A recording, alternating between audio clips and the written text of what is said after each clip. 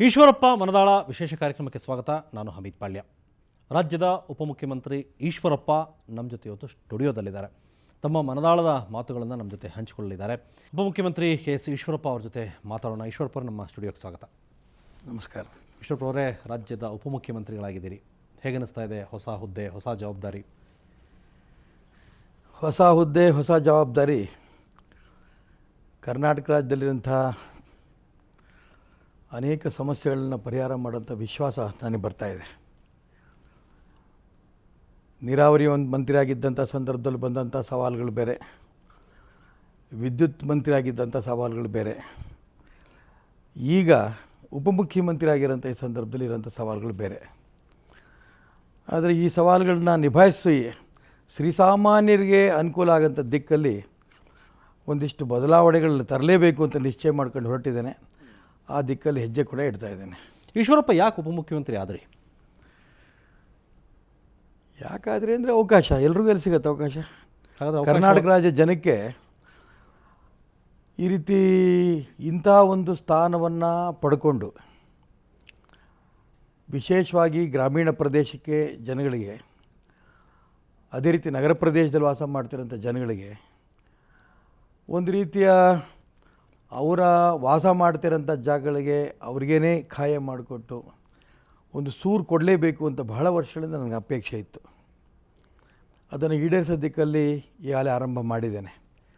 ಮೊನ್ನೆ ತಾನೇ 94C ತಿದ್ದುಪಡಿ ಅಂತಂದು ವಿಶೇಷ ನಮ್ಮ ವಿಧಾನಮಂಡಲದ ಕಾರಣ ನಾನು ಏನು ಕೇಳಿದೆ ಅಂದರೆ, ತಾವೀಗ ರಾಜ್ಯ BJP ಅಧ್ಯಕ್ಷರೂ ಹೌದು, ಜೊತೆಗೆ ಉಪಮುಖ್ಯಮಂತ್ರಿ ಕೂಡ ಆಗಿದ್ದೀರಿ.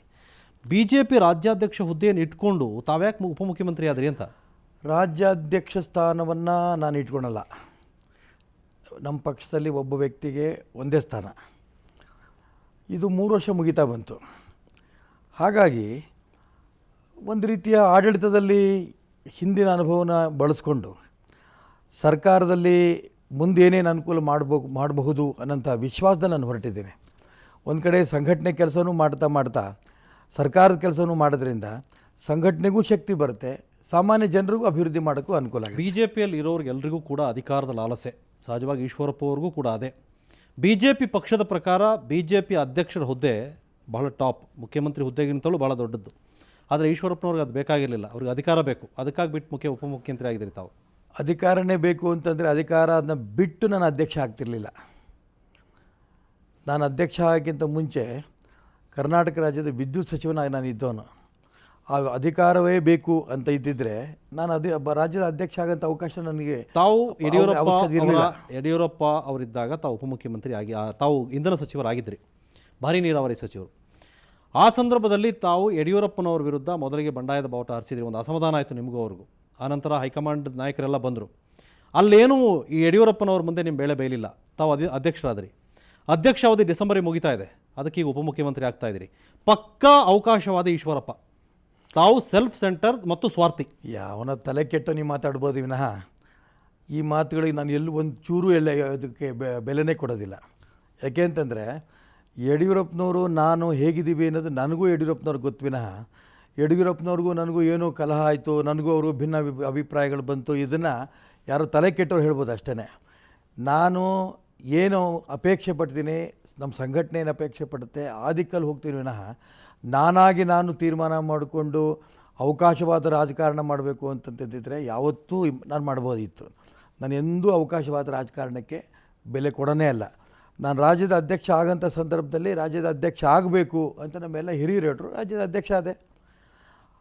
ಅಂಥ ಸಂದರ್ಭದಲ್ಲಿ ಅಧಿಕಾರವನ್ನು ವಿದ್ಯುತ್ ಮಂತ್ರಿ ಸ್ಥಾನವನ್ನು ಬಿಡಬೇಕು ಅಂತ ಬಿಟ್ಟು ಅಧ್ಯಕ್ಷ ಆದೆ. ಈಗ 3 ವರ್ಷ ಮುಗಿಯುವಂಥ ಸಂದರ್ಭ ಬಂದಂಥ ಸಂದರ್ಭದಲ್ಲಿ ಉಪಮುಖ್ಯಮಂತ್ರಿ ಆಗಬೇಕು ಅನ್ನೋಂಥ ಅಪೇಕ್ಷೆ ನನಗೂ ಬಂತು. ನಮ್ಮೆಲ್ಲ ನಾಯಕರದ್ದು ಅದರ ಬಗ್ಗೆ ಮಾತಾಡಿದೆ. ಹೌದು ಆಗಬೇಕು ಅಂತಂದ್ರೆ ಅದೇ. ನೋಡಿ, ನೀವು BJP ಪಕ್ಷದಲ್ಲಿ ಹಿರಿಯರು, ತಾವೇ ಹೇಳೋ ಪ್ರಕಾರ BJP ಅಧ್ಯಕ್ಷ ಸ್ಥಾನ ಹೇಗೆ ಅಂತ ಹೇಳಿದರೆ, ಒಂದು ಪಾರ್ಟಿ ಮೀಟಿಂಗ್ ನಡೀತಾ ಇದ್ದರೆ ಮುಖ್ಯಮಂತ್ರಿ ಬಂದರೆ, ಅಧ್ಯಕ್ಷರು ಬಂದರೂ ಎದ್ದು ನಿಂತ್ಕೋಬೇಕು. ಪ್ರಧಾನಿ ಬಂದರೂ ಕೂಡ ಅಧ್ಯಕ್ಷ ಅಲ್ಲಿದ್ದಾರೆ ಅಂತ ಹೇಳಿದ್ರೆ ಅವ್ರು ಎದ್ದು ನಿಂತ್ಕೊಂಡು ಗೌರವ ಕೊಡ್ತಾರೆ. ಅಂಥ ಸ್ಥಾನ ಅದು. ತಾವು ಅದಕ್ಕೆ ಬಂದ್ರಿ. ನಿಮ್ಮ BJP ಪಕ್ಷದಲ್ಲಿ ಹೇಗಿದೆ ಅಂದರೆ 120 ಜನ ಶಾಸಕರಿದ್ದರೆ 120 ಜನಕ್ಕೂ ಮಂತ್ರಿಗಳಾಗಬೇಕು. ಅದಕ್ಕೆ ಈಶ್ವರಪ್ಪ ಕೂಡ ಹೊರತಾಗಲಿಲ್ಲ ಅಂತ ನಾನು ಅದಕ್ಕೆ ಹೇಳಿದೆ. ಭಾರತೀಯ ಜನತಾ ಪಾರ್ಟಿನಲ್ಲಿ ಅಂದರೆ ಇನ್ನು ಮುಂದೆ ನೀವು ಅಧಿಕಾರಕ್ಕೆ ಬರೋದೇ ಇಲ್ಲ ಅನ್ನೋ ತೀರ್ಮಾನಕ್ಕೆ ಬಂದ್ಬಿಟ್ಟು ಎಲ್ಲರೂ ಈಗಲೇ ಅಧಿಕಾರ ಅನುಭವಿಸಬೇಕು ಅನ್ನೋ ಹೇಳಿ ಸ್ವಾಮಿ, ಉದ್ದಕ್ಕೆ ನೀವೇ ಹೇಳ್ಕೊಂಡು ಹೋಗಬೇಡಿ, ನಂದು ಕೇಳಿ. ಇಲ್ಲಿ ನಾನು ಹೇಳ್ತಿರೋದು ಬೇರೆ. ಭಾರತೀಯ ಜನತಾ ಪಾರ್ಟಿನಲ್ಲಿ ಅಧ್ಯಕ್ಷ ಸ್ಥಾನ ಯಾರೋ ಮುಖ್ಯಮಂತ್ರಿ ಬರಲಿ ಇನ್ಯಾರೋ ಬರಲಿ ಅದು ನಿಂತ್ಕೋಬೇಕು, ಅದಕ್ಕೆ ಗೌರವ ಕೊಡಬೇಕು, ಇದಲ್ಲ. ಒಬ್ಬ ಸಾಮಾನ್ಯ ಕಾರ್ಯಕರ್ತ ಒಂದು ಸ್ಥಾನದಲ್ಲಿರಬೇಕು ಅನ್ನೋದು ಬಿಟ್ಬಿಟ್ರೆ ಅಧ್ಯಕ್ಷ ಸ್ಥಾನ ಉನ್ನತ ಸ್ಥಾನ, ಎಲ್ಲದಕ್ಕಿಂತ ಉನ್ನತ ಸ್ಥಾನ ಪ್ರಶ್ನೆ ಇಲ್ಲ. ಅದೇ ರೀತಿ ಮುಖ್ಯಮಂತ್ರಿ ಸ್ಥಾನ, ಉಪಮುಖ್ಯಮಂತ್ರಿ ಸ್ಥಾನವೂ ಕೂಡ ಭಾರತೀಯ ಜನತಾ ಪಾರ್ಟಿನಲ್ಲಿ ಬಹಳ ದೊಡ್ಡ ಸ್ಥಾನಗಳು ಅಂತಲೂ ಅಲ್ಲ. ಯಾರ್ಯಾರಿಗೆ ಯಾವ ಸಂದರ್ಭದಲ್ಲಿ ಏನೇನು ಮಾಡಬೇಕು ಅಂತ ನಮ್ಮ ಪಕ್ಷದಲ್ಲಿ ನಾವು ಚರ್ಚೆ ಮಾಡಿ ತೀರ್ಮಾನ ಮಾಡ್ತೀವೋ ಆಯಾ ಸ್ಥಾನದಲ್ಲಿ ಕೂತ್ಕೋತೀವಿ.